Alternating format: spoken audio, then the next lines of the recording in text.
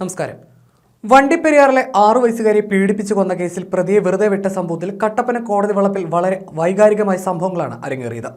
പ്രതിഷേധവുമായി കുട്ടിയുടെ ബന്ധുക്കളും നാട്ടുകാരുമെല്ലാം എത്തിയതോടെ പോലീസ് ശരിക്കും പാടുപെട്ടു. കോടതി മുറിയിൽ തന്നെ അതിവൈകാരിക രംഗങ്ങൾ ഉണ്ടായതോടെ പ്രതിയും കൊണ്ട് പുറത്തു കടക്കാനും പോലീസ് പാടുപെട്ടു.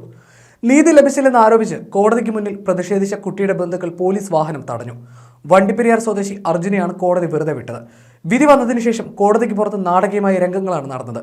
മകൾക്ക് നീതി കിട്ടിയില്ലെന്ന് കുട്ടിയുടെ അമ്മ പറഞ്ഞു. 14 വർഷത്തിന് ശേഷം ഉണ്ടായ കുട്ടിയാണെന്നും അവൻ പീഡിപ്പിച്ച് പൂജാമുറിയിലിട്ടാണ് കൊന്നതെന്നും കുട്ടിയുടെ മുത്തശ്ശി പറഞ്ഞു. തുടർന്ന് ബന്ധുക്കൾ പ്രതിയെ കയ്യേറ്റം ചെയ്യുകയും പോലീസ് വാഹനം തടയുകയും ചെയ്തു. പ്രതിയെ കോടതിയിൽ നിന്ന് ഇറക്കുന്നതിനിടെയാണ് പോലീസ് ജീപ്പിന് മുന്നിലേക്ക് എത്തിയത്. കോടതിക്ക് പുറത്ത് പ്രതിക്ക് പിന്നാലെ ജനങ്ങൾ ആക്രോശിച്ചെടുത്തതോടെ പ്രതിയും കൊണ്ട് ഓടുകയായിരുന്നു പോലീസ് ജീപ്പിന് ചുറ്റും ജനങ്ങൾ തെറിവിളിയും ബഹളവുമായി തടിച്ചുകൂടിയതോടെ വളരെ പാടുപെട്ടാണ് പോലീസിന് പ്രതിയുമായി പോകാനായത്. കൊലപാതകം, ബലാത്സംഗം, പോക്സോ വകുപ്പുകളായിരുന്നു അർജുനെതിരെ ചുമത്തിയിരുന്നത്. എന്നാൽ ഇത് പ്രോസിക്യൂഷന് തെളിയിക്കാനായിരുന്നില്ല. 2021 ജൂൺ 30-നാണ് 6 വയസ്സുകാരിയെ കൊല്ലപ്പെട്ട നിലയിൽ കണ്ടെത്തിയത്. ഷാൾ കുരുങ്ങി മരിച്ചതാണെന്നാണ് ആദ്യം കരുതിയതെങ്കിലും പോസ്റ്റ്മോർട്ടം റിപ്പോർട്ടിലാണ് കുട്ടി പീഡനത്തിനിരയാണെന്നും കൊലപാതകമാണെന്നും കണ്ടെത്തിയത്. 3 വയസ്സ് മുതൽ അർജുൻ പെൺകുട്ടിയെ പീഡിപ്പിച്ചു വരികയായിരുന്നുവെന്നും മാതാപിതാക്കൾ ജോലിക്ക് പോയ സമയം മുതലെടുത്തായിരുന്നു പീഡനത്തിനിടെ പെൺകുട്ടി കൊല്ലപ്പെടുകയായിരുന്നുവെന്നും പോലീസ് പറഞ്ഞു. 2021 സെപ്റ്റംബർ 21-ന് ഈ കേസിലെ കുറ്റപത്രം സമർപ്പിക്കുകയും ചെയ്തിരുന്നു. കഴിഞ്ഞ വർഷമാണ് കേസിന്റെ വിചാരണ തുടങ്ങിയത്. എന്നാൽ പ്രതിക്കെതിരെ ചുമത്തിയ കുറ്റങ്ങൾ തെളിയിക്കാൻ സാധിച്ചിരുന്നില്ല. ഇതിനാലാണ് പ്രതിയെ വെറുതെ വിടുന്നതെന്ന് കോടതി അറിയിച്ചു. അതേസമയം കേസിൽ പുനരന്വേഷണം നടത്തണമെന്നായിരുന്നു പ്രതിഭാഗത്തിന്റെ ആവശ്യം. വണ്ടിപ്പെരിയാറിലെ പ്രമുഖ ഡിവൈഎഫ്ഐ നേതാവാണ് അർജുൻ. കേസിൽ കൃത്യമായ ഇടപെടൽ നടന്നെന്ന് കോൺഗ്രസ് ആരോപിച്ചു.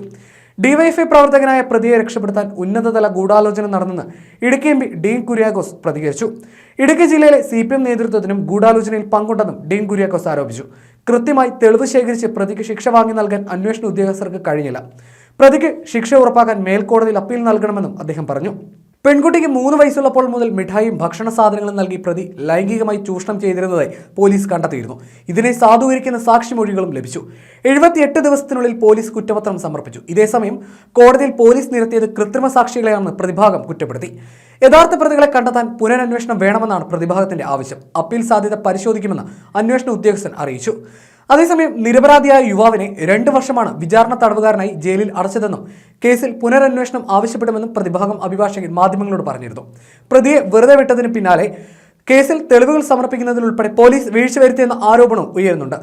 അർജുനെ വെറുതെ വിട്ട കോടതി വിധി കുഞ്ഞുങ്ങളുടെയും സ്ത്രീകളുടെയും സുരക്ഷയ്ക്ക് വെല്ലുവിളി ഉയർത്തുന്നതാണെന്ന് CPI നേതാവ് ES ബിജിമോൾ പറഞ്ഞു. 6 വയസ്സുകാരി പെൺകുഞ്ഞ് ക്രൂരമായി പീഡനത്തിനിരയായി എന്നത് വസ്തുതയാണ്. കൊല്ലപ്പെട്ടു എന്നത് സത്യവുമാണ്. എന്നിട്ടും യഥാർത്ഥ പ്രതികൾ ശിക്ഷിക്കപ്പെടുന്നില്ലെങ്കിൽ ആ പെൺകുഞ്ഞിനോട് ഇന്ത്യൻ നീതിന്യായ വ്യവസ്ഥ അനീതി കാണിച്ചുവെന്ന് കാലം രേഖപ്പെടുത്തുമെന്ന് ES ബിജിമോൾ അഭിപ്രായപ്പെട്ടു.